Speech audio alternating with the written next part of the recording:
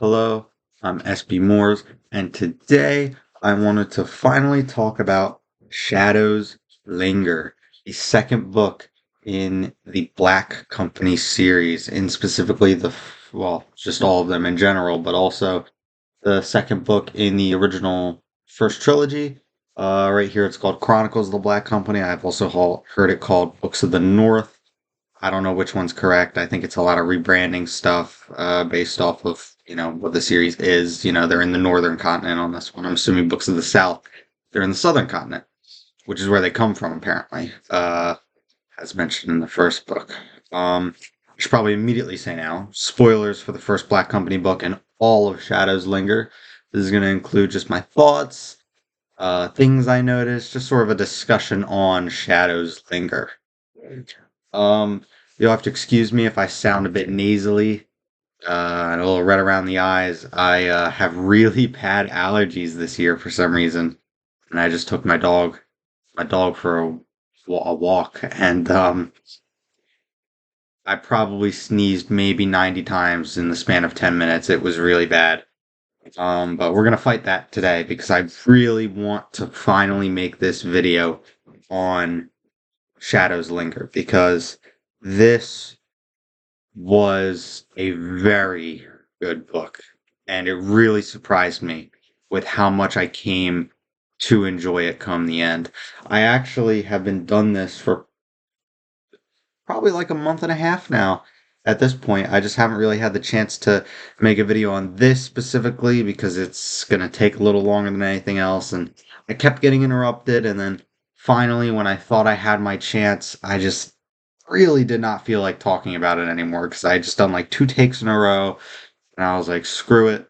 I'll talk about Sir Gawain and the Green Knight, Pearl, and Sir Orfeo. But I enjoyed making that video as well. I think I'll enjoy this one a little bit more because I love the Black Company. It is one of my favorite fantasy series ever made. It is up there with Malazan. Well, I mean, as much as anything can be for Malazan for me, but it's up there with that. It is up there with the Stormlight Archive, with the prequel Legends of Drizzt trilogy. Those are all some of my favorite fantasy series and books that I've read. And my taste has definitely changed a lot over the years, but no matter, honestly, it's shifted more that I'm more enjoying the Black Company now than when I had originally read it. Um, I made a video already. I made an original video where I hadn't read it for some years, back when I just about started the channel, maybe like the second month of it being me making videos. And I decided, I was like, all right, well, I only made Malazan videos, and I feel like if you like Malazan, you'd probably have the inclination of enjoying the Black Company. Considering Steven Eriksen's a very big fan, and Ian C. Esselmont, and they were very inspired, I believe, by it, and I believe even on my copy, it has a little blurb from you can't see it, but it says Steven Eriksen, author of Gardens of the Moon. And he has some very kind words, and it ends with reading his stuff is like reading Vietnam War fiction on peyote, which, if I'm not mistaken, is some sort of psychedelic. So it's like reading Vietnam War fiction on psychedelics. And I can definitely see where he got that idea. I feel like that definitely applies more to, actually, no, this probably fits the bill better of that description. I have only read one Vietnam War fiction book ever, and it was an anthology of stories. It was like a story within a story, and it was back in high school. And I'm not gonna lie, I hated it. I hated reading it. I need that fantasy flair.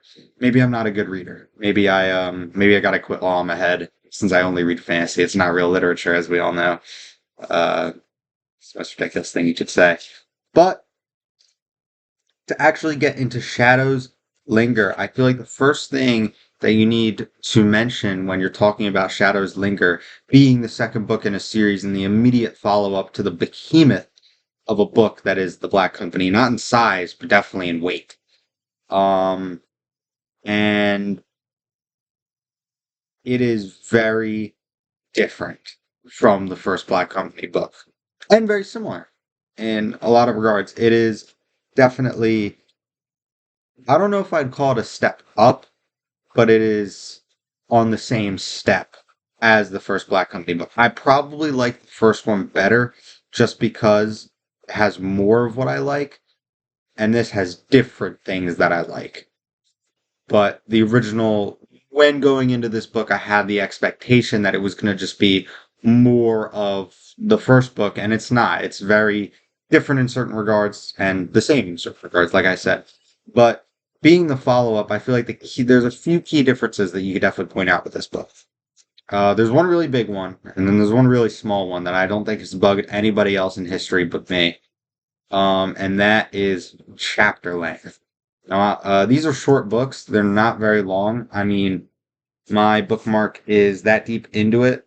That's the part I've read, and that's 2 books right there. That's 2 books worth. And I have a smaller copy of the first book, just the Black Company. That's like that big and that thick. So it's only like a 200-page book, and it's split up into 7 large. I'd call them large chapters. Because in most books, I'd say that a chapter is usually around like 10 to 20 pages. Um, is every now and again, with epic fantasy, especially, being filled with all these ginormous books that are just, actual doorstopper tomes of ancient lore. Every now and again, you'll get your 60 pages, you'll get your 70 pages. Every now and again, you'll hit your hundreds.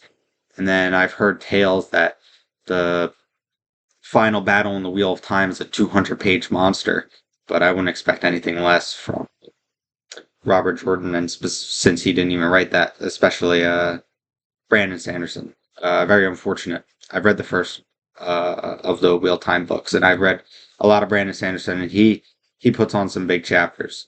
And then, Malazan, Book of the Fallen, huge chapters. 24 chapters a book, and they're somehow 1,000+ pages. It's mind-boggling. It doesn't make any sense. But to actually get into the Black Company, that was one big difference, because the first book was only those 7 chapters, and the first one was big, all the way up, and then the final chapter, I believe, was only a few pages. So really, it was 6 chapters and an epilogue, or maybe it was 7 really long chapters, and then the last one wasn't quite as long, and then like a 10-page epilogue. That's what I remember. And he definitely takes a shift in storytelling, because Shadow's Linger has 47 chapters, and I believe the shortest of them isn't even a page long. It is like 4 paragraphs, not even, of text, and then it switches chapters. Which is fine. I struggled with it at first because one of the reasons I really enjoyed the Black Company, and this might be like a subliminal, I think that might be the word, or like a subconscious thing with me, is I prefer to finish a chapter once I've started it, unless it's truly incredibly dense. Like Malazan, sometimes I would struggle to finish a chapter, and I would, bookmark it halfway through. But with Black Company, I needed to finish the chapters. If I was going to read a chapter of the Black Company, I was going to read it all the way through. And I felt like it would extend my reading stamina in some weird way. And then on the off chance, I'm like, I really want to read a second one, all of a sudden I'm done most of the book. So this is a lot different. You could stop basically whenever you want, because you're always going to be at the beginning or the end of a chapter. There's like one that was 10 pages, and that's, I think, the longest chapter that's in this book. But it was definitely a little bit of a curveball, but it honestly really worked for the kind of story that was told in Shadow's Linger, which is very different from what we are told in the first book. And this is the second and the real actual big difference between the first and the second book. The first book is presented completely through the first-person narration style of Croker, the analyst of the Black Company, where it's sort of written as this is the annal, but we're only getting chunks of it, and it's obviously also got that flair of it being, a book in the real world, so it's written with real world, writing tactics, whereas it's not written like a history book. At times it is, the way that Croker writes. It really does feel like an annal of the Black Company. It's a chronicle of their adventures, but it's also written in a story detail oriented way, where, we're getting descriptions of what characters are doing, although it's still through the lens of Croker, where it has that particular flair that he would add. for the animals. And that is one of the most enjoyable things in the first book. I loved Croker's narration and the first person style because I have never read another fantasy book that has been written in first person. And I had suspected that I would not read one that's written as well. But who knows? I got to foray deeper into that territory of narration style for a fantasy novel. But the second Black Company book switches that up because it's not entirely from Croker's perspective. Every other chapter switches to a character that is in the main city of this book, the main location, Juniper. And it follows a sleazy tavern owner. The tavern's definitely sleazy. I remember it's called something specifically, and I had to look it up, and it did not look good. The pictures I saw, it was like hanging hammocks over dirty floors, and it looked like you were living in a barn. And that's the idea that I got for that. That's what I thought of when I thought of his establishment, with a little bit of a normal fantasy tavern mixed in, wooden tavern. But at first, when I started reading this and I realized that every other chapter was going to be looking into the life of this tavern owner, I was kind of skeptical. I shouldn't say kind of. I was very skeptical that this was not going to live up to the standard of the first book because I genuinely just did not have any interest in Marin Shed. And I will talk a lot about Marin Shed in this video because, spoiler warning, by the end, he was one of my favorite characters that I have ever read, I think. He was so enjoyable by the end of this book, and the character growth and the arc that he went on was just so pleasant to me to read. And seeing how his life just bobs up and down and up and down, it was phenomenal. And it really starts to show halfway through the story. There's a specific, like a nexus event is what I'll call it, where I believe this book gets like 10 times better. Um, we'll get to that when we get to that. But it's very different from the first book being written third person, looking at Marin Shed and, what's going on in Juniper. And then, going back to Croker, who's just traveling with the Black Company doing what he does. Plot wise, this book took a turn I didn't think it was going to originally, but it definitely makes sense when you think about it because I believe, honestly, that there's a lot of foreshadowing in the first book that would indicate that this is something that was going to happen eventually and would need to come up in one of the first three books, considering it's a trilogy. And I'm assuming, being a trilogy, I'm assuming that, and the next series being called The Books of the South, my assumption is that the Black Company will be done with the Ladies' Empire in the Northern Continent by the end of the trilogy. So you need to deal with everything that's going on in the Northern Continent and everything that's happened there. And what do we know about the Northern Continent is that it was once ruled by the Dominator.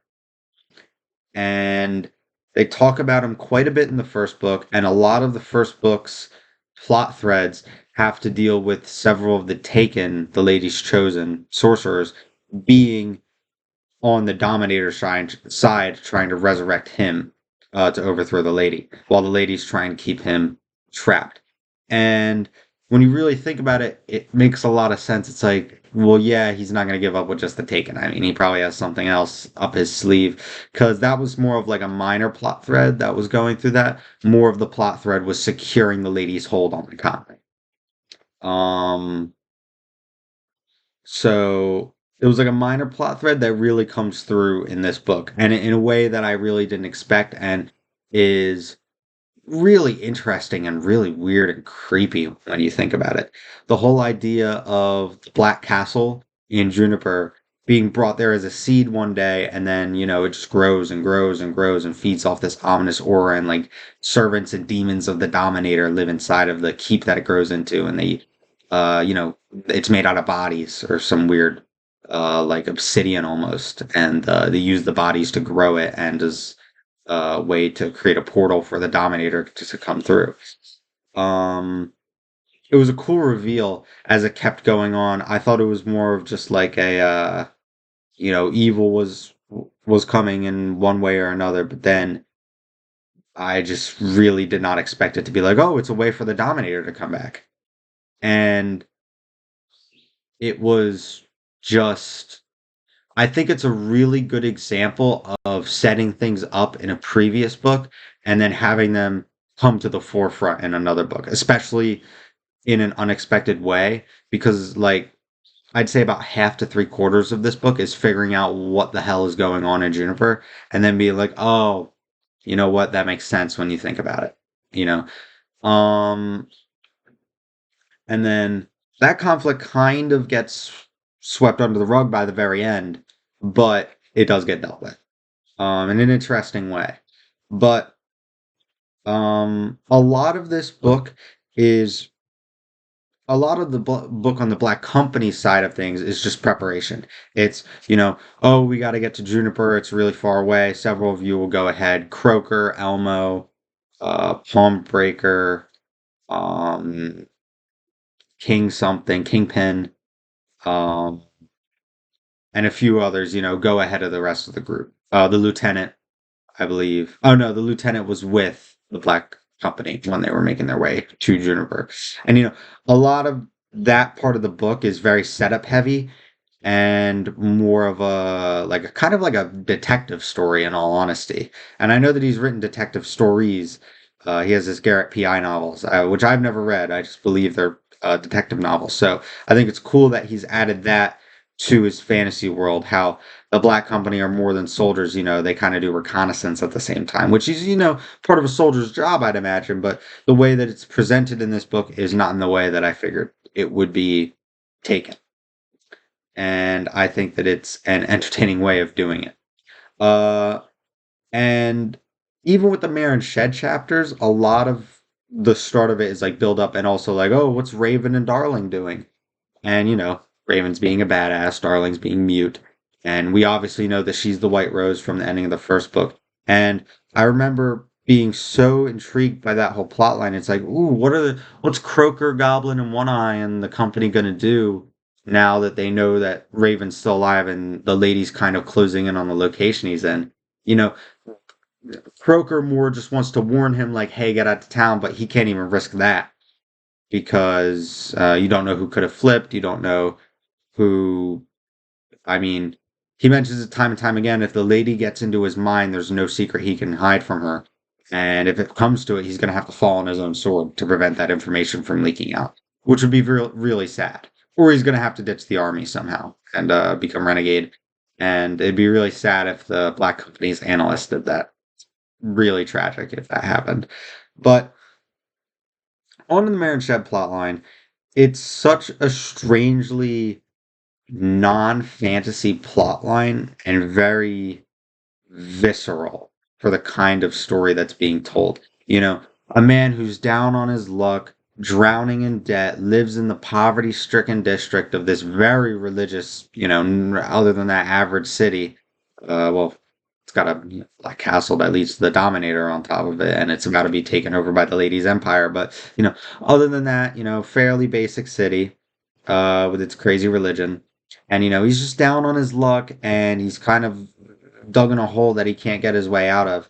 And, he sees this scapegoat, even though he's such a scaredy pants, but he's like, well, it's either this or I'm ruined. It's, I lose my tavern, I lose the ability to care for my mom. He loses everything if he succumbs to the debt and the bullying from moneylenders. And at first, I really had no real care for what happened to him. I was like, all right, well, this Marin Shed character's interesting, but I'd really rather see what Croaker and Whisper and Elmo are doing. And the captain and the lieutenant and maybe even the lady. I'd much rather see what they're doing with Juniper or even the religious order I was kind of interested in. But Marin Shed obviously comes into all that as the story progresses. And I really enjoyed when, he sort of musters up this courage, basically betraying everything he's ever known in his life to not disgrace corpses, not mess with burial sites, something that would risk him getting publicly executed horribly. And he's like, well, it's either this or nothing. And he even has those sort of moments where he's like, I could just report him. I could just, I could end all of this right now. This is wrong. But where it's like his conscience is getting the better of him. And he kind of knows that he knows both from a cultural standpoint, from the religion that Juniper has, as well as just from like a moral standpoint that, taking these bodies from the catacombs and giving them to these weird creatures is probably wrong in some very deeply disturbing ways. And he is definitely right about that.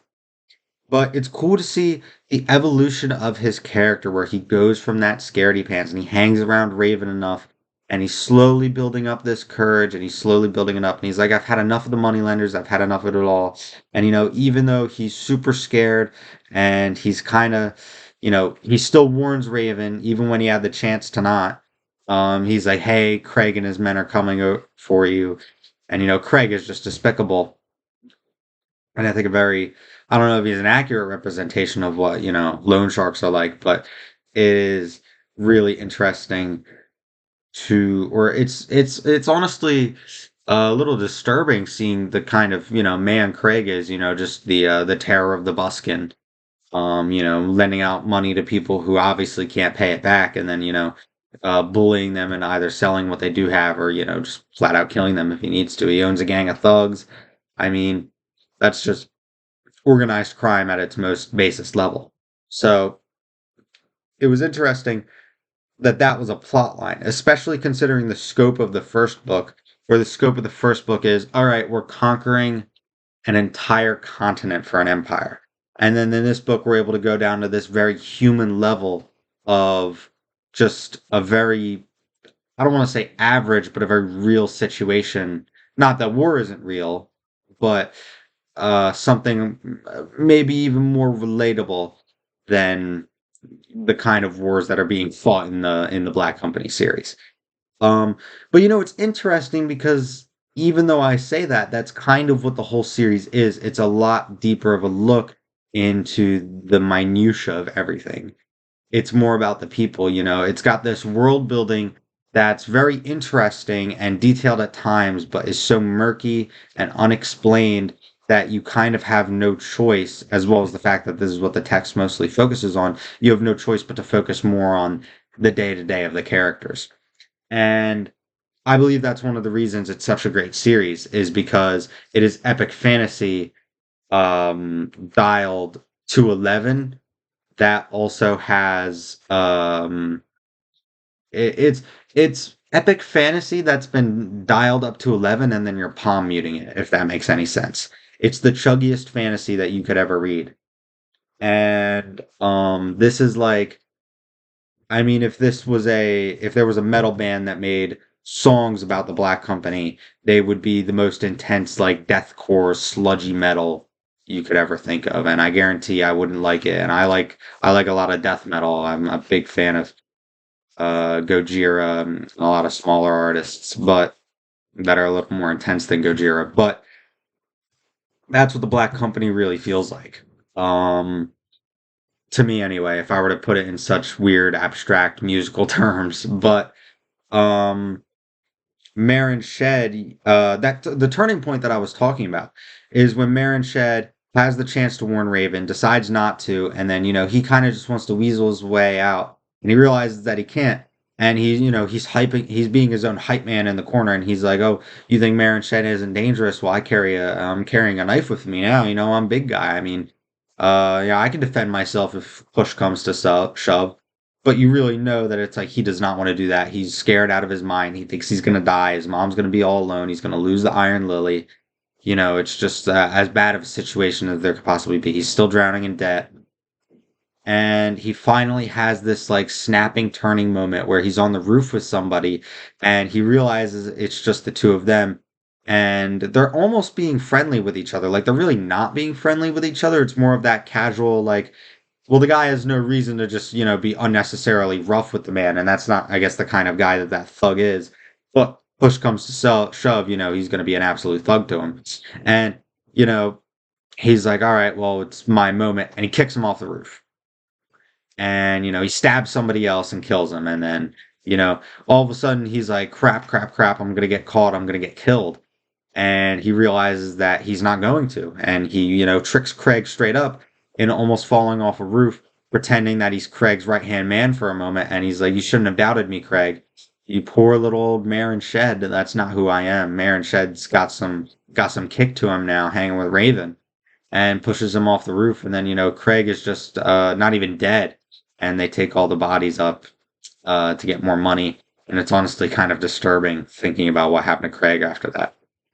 But, you know, after that, he's really amassed enough money that he's on the come up. And then there's that plot line going on with Raven where he's like, crap, I realized that my rebel friends have been caught. I got to get out of town. The black company's here. I noticed somebody. People are trailing you.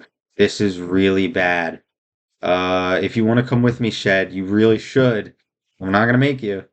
And it kind of ends with this moment where Raven looks at Shed and he's like, Shed, you are a coward, but maybe a little bit of me rubbed off on you. I don't know. And he's like, I got to get me and Darling out of here. So I'm building myself a boat.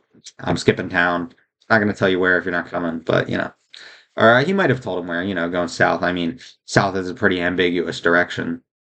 Um, I mean, I guess not when there's cities everywhere, but you can only be in a few places. But I was really enjoying that. And then, honestly, Marin Shed's story took a very sad turn, honestly, where he kind of got a little money hungry and he kept doing the body trading, which to me, I was like, all right, well, it's kind of a really big switch up from everything. But I mean, he's had a taste of it now. He doesn't want to be poor anymore. He doesn't want to be in debt to these money sharks.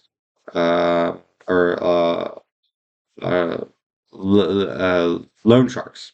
And, he's just trying to make his way through life and he gets a little overzealous with it. And then it starts turning to a point where it's like, all right, Shed, we should probably dial it back. This is definitely suspicious how much money you have suddenly, as well as, who you're lending it out to and what you're using it for. And then it really, you know, I got hit with this pang of like, Shed, what are you doing? Where he kills his own brother. But I will say that Shed might be. It's one of those moments. I think it's a real thing in U.S. court of law where, if something happens that would put you in an extraordinarily amount of emotional stress, you can have some leniency or maybe forgiveness for something bad that you've done. Like a crime made in passion, you could say. And it's sad that he lends his brother like 10 months rent, that he says he's going to pay back, to help him and his brother's family, and then his brother gambled it all away. And he kills him, admittedly accidentally, but I mean, what did you think was going to happen? You're bashing him over the skull with an iron pan. Um, and it was really sad to see, and the fact that he gave his brother to the Black Castle was just, I was like, oh man, Shed, you couldn't even preserve his body somewhere. Like obviously you'd get caught, but I mean that's like terrible. And even I think that's mentioned for a little bit that the wife kind of like avoids him for a little bit and he keeps helping them out while his brother's apparently missing. But man, that was a terrible plot line at that point. And then he starts getting into this situation where he starts selling bodies again, and he has to I'm trying to think what happens exactly. He's pushing away Asa, and I mean him and Asa weren't especially good friends, but he was always nice-ish to Asa. But there's a few moments where he's like, Asa, you're just a coward, man. Going with Craig, going with um the new thug that takes over Craig's territory after, he dies. Um, and, more just bad things ensue for him. The Black Company's kind of on his trail at this point. He ends up, getting really, into it with this, call girl, with a lady of the night. And he's kind of sort of just blinded by a carnal desire. I mean, as simple as and love with this woman to the point that he can't see that he's being played for all of his money and the Iron Lily, and he's going into debt. And it's to the point where Lisa, um, his barmaid or co-owner, is like, I'm not gonna let you spend another cent of our money on that floozy, to use a derogatory term for her, who's just, doesn't even care about you and is just taking you for a ride. And, he gets mad about it and he's like, you'll see how wrong you are. And then he realizes how right she is. And then he kind of goes off the deep end and he's like, all right, well, you know what? I think that I'm going to kidnap her, kill that guy, and then, we're gonna take that. I don't think he kills him directly, was the plan. But, you know, uh, takes, doesn't kill her, but takes her to the castle alive, which is even worse than dead, as we come to find out, and that's just cruel. Um, and then when Lisa is like, "All right, well, you're letting me in on this business. I want to get out of here." She shows that she's a little bit of a snake, a little bit of a devious viper, and is like, "Well, I gotta either report you or you put me into the business, and you can't report me because they're or make me go missing because I left a father or a note from my father. So if I do go missing, they're gonna know everything." And then this is the point where the black company gets involved, but not before he does something really messed up where they have this plan where she is going to seduce the new loan shark in town, the new thug. And the plan is before anything actually happens, Marin Shed is going to bust in, save the day, and they're going to just give the guy to the Black Castle for a lot of money. And he has this very sick moment where he just sits there and he's like, all right, well, I'm not going to save you immediately. You can suffer for a second with this guy. And it's really just disgusting behavior. Not to say that Lisa was a very good person either, but or that the moneylender was a good person, but like it's just a disgusting moment to purposefully let that happen. And she even is like she's traumatized for a little bit because of it, and rightfully so. I mean, it's really messed up, even if it was her own plan. Um, just terrible human beings all around, I think, is the at that moment is kind of the thing. And this is where I'd mention a thing where, everything I've said about Marin Shed is that he's kind of just he was like this, and then he kind of went up, up, up, up, and then it's like down, down, down, down, down. And it's kind of like he's hitting rock bottom right now. And this is when the black company gets with him. And it's at this moment that we get a moment where Croker decides to shed a little light on Marin Shed, and he was actually quite surprised to find out that he was the one doing this the whole time. He thought he just had the relationship with Asa, or with not Asa, with with Asa, but also with what's his name? I can't even think of his name. Raven, and um, he's just sort of surprised that Marin Shed isn't just this, bullied guy down here. And I thought it was a cool detail at this point in the story as well, where Croker's like, all right, we gotta send this dude away who's gonna figure it all out before we can, and we gotta make sure that Raven and Darling do not get discovered. So they send him on a wild goose hunt. With some cool intel that they gather, where Croker kind of probes and finds out why he knows the language of the Jewel Cities. And he's like, oh, well, he went down there for several years chasing somebody. And he's like, oh, well, it'll probably be really easy to get him to chase a Raven. So, and, Raven's going to kill that guy if he sees him. So, and, he probably won't even find him. So, just send him on a goose hunt. Um, but it was this scene where Croker's talking about Marin Shed, and he basically just says bad thing after bad thing after bad thing about him. And then he says, but I preface talking about Marin Shed with all of his negative and bad qualities and bad things about him, because by the end I noticed something about him that would, also combined with the things that he did for the company by the end of, this particular chapter in the Black Company's story. He says that he would become like a defining beacon and like a thing to aspire to be like for the Black Company in the years to come, which definitely is some great foreshadowing and sets up his rebound arc really well, I believe. Because Marin Shed gets caught and he's just like, it's over. He's completely desolate. He's destitute. He's just sad.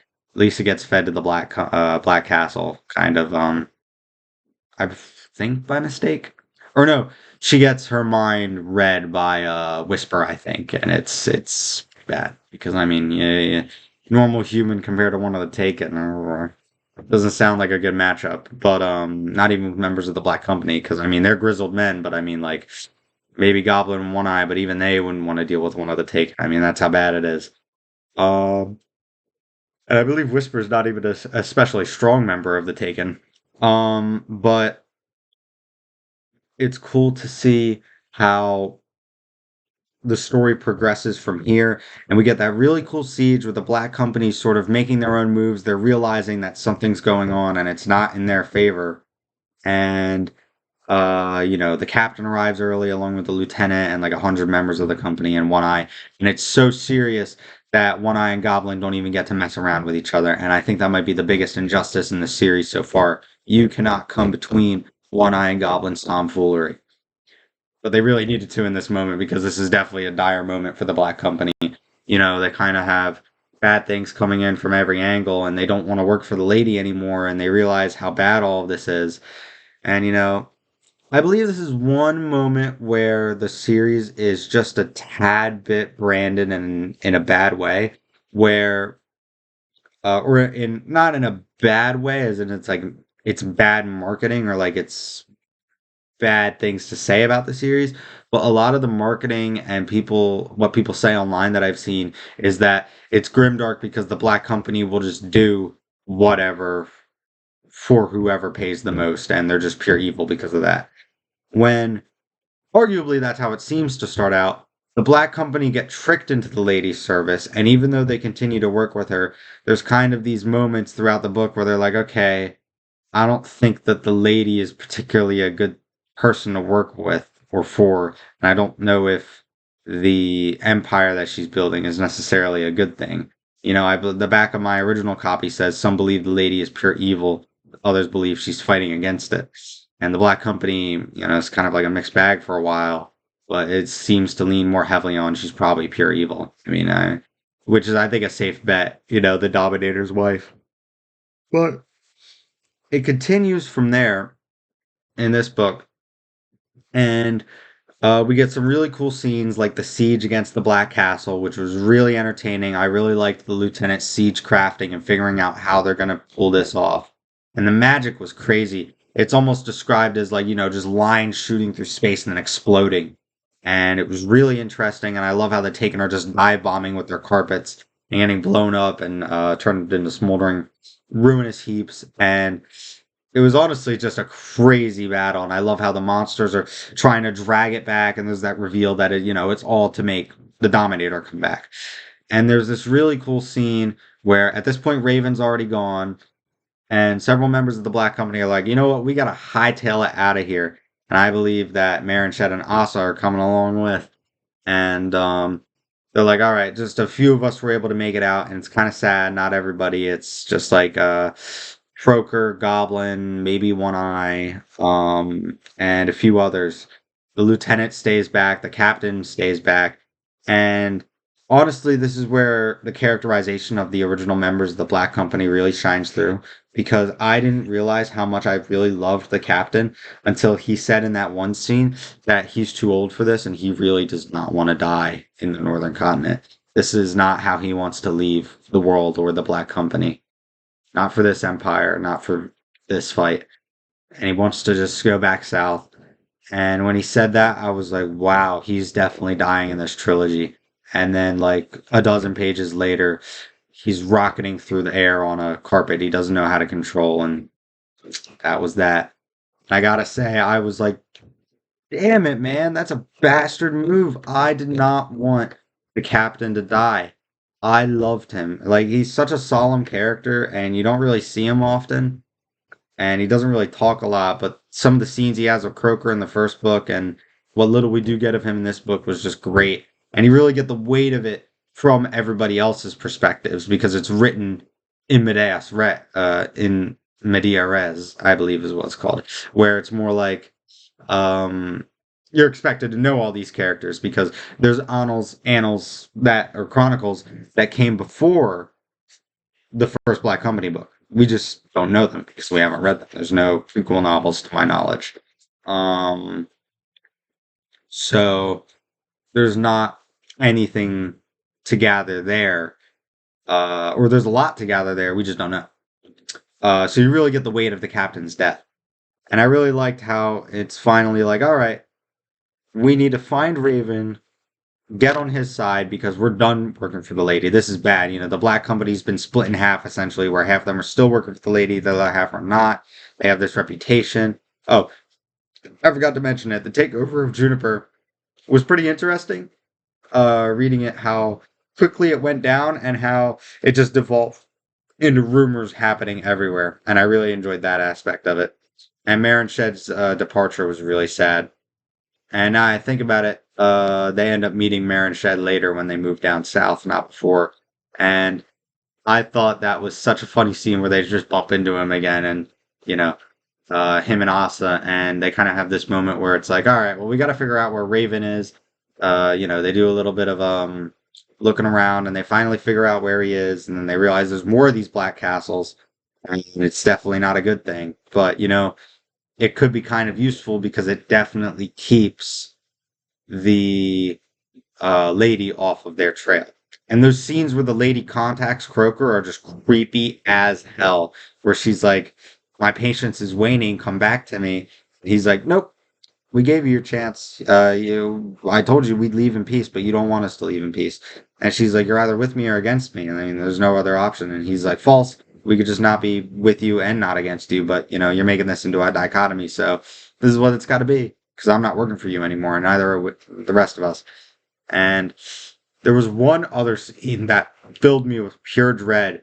Oh, it's when Marin Shed moves down south and he sees one of the creatures in the hallway say his name and like beckon him over. And he doesn't quite believe that he saw it. And I have this really weird imagery in my head of what these creatures look like. And I remember being so freaked out when that happened.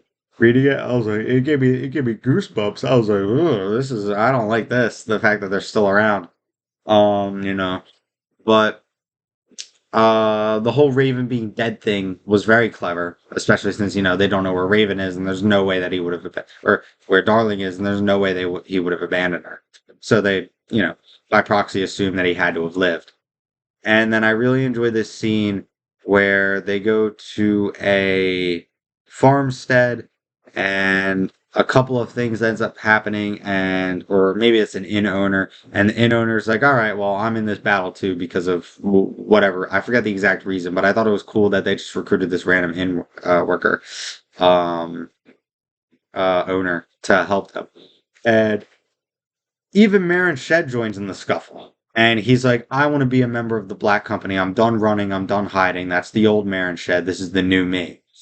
And it was a really good moment it was like the full circle arc of it, where, like I said, he goes from flat, flat, flat, he goes up suddenly, and then he goes straight, plummets down, and then up, up, up, up, up. He's inching his way upward. And it's part of what Croker said earlier that I mentioned, where he said that he noticed a streak in Marin Shed that would come to define what he wants the Black Company to be like a beacon of what they aspire to be like. And it's a streak of kindness, where Marin Shed let Asa sleep in his building all those times, even though Asa's kind of a scumbag. And he did bring wood, but, he didn't necessarily have to let him stay and accept his wood. He could have gotten it some other way, but, free firewood's pretty useful. But even so, he let him sleep there rent-free. He always tried to take care of his grandmother no matter what happened. He was concerned for Darling on several moments, and there were a lot of times where he chose to do the right thing rather than be a coward. And he chose to be a bigger man. Maybe not a bigger man, but he chose to be a stronger man than he could have not been. He could have stayed weak old Asa, weak old scared Asa, or not Asa, Raven, Marin Shed, and he chose not to be. And it really culminates with him joining the Black Company, and you really believe it. And then Asa says, "Me too," and then you're like, "Yeah, right." Yeah. And then he's like, "Don't worry, I'll go back to town, do this, that, this, and then I'll be right back." And then what do you know? He leads the guys chasing them back, and they have this little scuffle, and sadly, Shed takes a fatal wounding. He is not healable. And several other members die as well, which was pretty sad to hear. But I was really sad about Marin Shed's death because I was like, wow, I really wanted him to stay with the company for longer. And I was really excited to see what would happen if Marin Shed became a full-fledged member of the Black Company that Raven's not a part of it. If Raven rejoined them. And, it seems like a lot of the Black Company's dead at this point by this time in the book. And it really, really culminates. It really comes full circle. Like at that point, it comes full circle, and now we get to the center of it. Now all of a sudden, we're taking the radius down into the middle of the circle, and we really get the core of Marin Shed, where it's this moment where they're like, "All right, let's just kill Asa because he caused all this and he made Shed die." And Shed's pleads with them, and in one of his final words, he says, "No, he was my friend. Don't kill him." And I remember I stared at the page for a few seconds after that because I was like, wow, this is the kind of man that Marin Shed is. And now I really understand those words that Croker said, where this is the kind of people that they aspire to be. And Marin Shed, sadly, finally, passes away. And I'm not going to say that Marin Shed was a good man at all times, and I'm not going to say that he was a just man in a lot of cases. But I will say that by the end, he found his spine, and he found the man that he wanted to be. And it might have taken him a little too long, and it might have it might have come right at the very end when he was about to die. But I mean, what's a redemption arc if you don't die at the end, I mean, it happens all the time in a lot of fantasy series and a lot of real life scenarios that you can think of. And it was such a satisfying conclusion. No, screw that. It was so unsatisfying. I wanted Shed to go on adventures with the Black Company. In all seriousness, it was very sad, and but it was really well done, and I really enjoyed it. And I think, Asa just, skipping town 2 days after that was the icing on top, because I guarantee Shed knew that was going to happen, but he didn't want Asa to die. And I feel from the bottom of my heart that in that final scene, he was not speaking a lie when he said Asa is my friend, or he was my friend. There was a lot of moments where him and Asa came into tension, where Shed called him out and was basically like, "I'm done with you. This is ridiculous. You're just a coward. You're a rat. I don't want to be near you." But in the end, he realizes that Asa is just what Marin Shed could have been if he didn't discover what he wanted to be. Be that being around Raven is the thing that caused that, or be it what Marin Shed actually was. I can't say for certain, but I really enjoyed his character. And I really enjoyed the ending of this book where they fully cut those ties, and then they meet up with several other members of the Black Company that ended up surviving, and they all get on a boat together with the lieutenant, and, the Black Company's kind of split at this point, but we get this, this final post, like, here, this is, what they're going to do. And they find Darling, and it was really, really anticlimactic and almost kind of humorous and grimdark for how, and absurdist for how, Raven ended up dying in the end, which is he slipped in the bathrooms and cracked his head on the ground and died. And I straight up just was like, wow, that is the most unmanly way to die, Raven. I'm really hoping that it turns out he's alive, but I have a feeling that he's not. And I think it's honestly the cruelest joke of all that a man like Raven could have died like that after doing all that he did. Maybe it's justice for betraying the religion of Juniper so badly and kind of causing the situation to happen in the first place. But we finally get to the point where we're at the very end, and they're all sitting there together in the boat, and they have a few words with each other. And there's a few specific lines that I wanted to read because I thought they were really nice. This is the seventh to last paragraph, and it says, "So, in 2 years, the Black Company had crossed the breadth of the world from the nethermost east to the farthest west, close to 4,000 miles, and in the process had come near destruction and had found a new purpose, a new life. We were now the champions of the White Rose, a bedraggled joke of a nucleus for the forced legend destined to bring the lady down." I did not believe a word of that. but we could try, or we could but try. And then it finally gets to the point where they all toast each other, and it says this: I hoisted a glass of wine in the master's cabin. Elmo, Silent, One Eye, Goblin, the lieutenant and Darling raised theirs. Above, men prepared to cast off. Elmo had brought the company treasure chest. We had no need to work. I proposed my toast to the 29 years. 29 years. According to the legend, it would be that long before the great comet returned and the fortune would smile upon the white rose. They responded, the 29 years. And then the final line is really what gets me. I thought I detected the faintest hint of gold in the corner of my eye, felt the faintest hint of amusement. And that's how the book ends.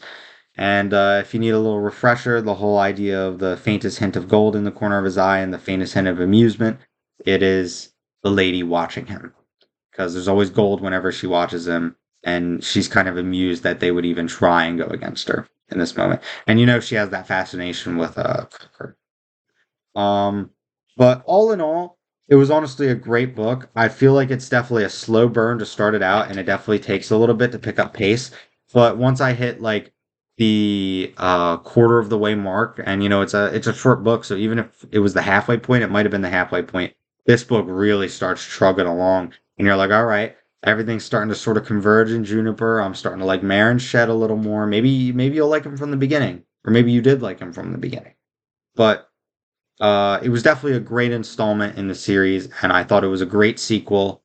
Um, like I said, a little bit of a slow burn to start out, but I think that the latter half is so weighty and how good it is that it really makes the beginning inconsequential. And I mean, every book needs a little bit of build up, and this had a lot of build up in it because half the book is a singular character that just can't was introduced in this book in a new location where we got to learn all this stuff about it, and we just have to go. And it worked really well. And if I have anything to say, I think that there is a reason everybody should read Glenn Cook if you're into the fantasy scene. I mean, I'm assuming that you have read it at this point if you've gotten to this point in the video, but if you haven't and you're just watching because you thought this was a synopsis or you're skipping to the end for whatever reason, read The Black Company. Read the first one and read the second one, and I'm on my way into the third one pretty soon. And I mean, I think that if you want to really get into the fantasy genre, if you want to get into some darker fantasy, and if you want to get into military fantasy, this is military fantasy 101, first of all. But if I were to make a class and there was a required reading list for fantasy novels, I would probably have ancient Greek or ancient epics in general. And then I haven't read it personally, but I'd probably make you read, I've read The Hobbit, so you'd read The Hobbit. Kind of created the modern fantasy idea. But you'd read that, you'd probably read some Michael Moorcock, you would read The Black Company, and then you'd read Malazan. And I'd also make you Malazan Book of the Fallen, first of all, but I'd also make you read Night of Knives by Ian C. Asimov. Um, what else would I add onto that list? Legend of Drizzt. It's a good one. Brandon Sanderson, if you want to get formulaic. Not to say that that's bad, but his books are definitely easier to follow, I'd say, than these. Not that the Black Company is especially hard, but his have a very specific kind of feel to them that I'm gonna say is not only easier to follow, what with the prose and the plots in general, but also with just the magic systems. They're so fleshed out that it's easier to follow what's going on magic wise. It's not very soft like in the Black Company where literally anything's happening at any given moment. But I digress a little much at the end. Point is, I loved Shadows Linger. It was a great installment, and those were my thoughts and that's my discussion with you on Shadows Linger, the second book of the Black Company series. Um, I really appreciate it. If you've watched up until this point, I'll add this little bit at the end. I really appreciate all of the likes and the comments and the views that I have been getting, and the 12 subscribers that are now subscribed to the channel. Means the world to me. It's honestly so great. I'm glad that anybody cares about what I have to say about these fantasy books that I love so incredibly much. But I hope that you enjoyed the video, and I hope that you have a great day.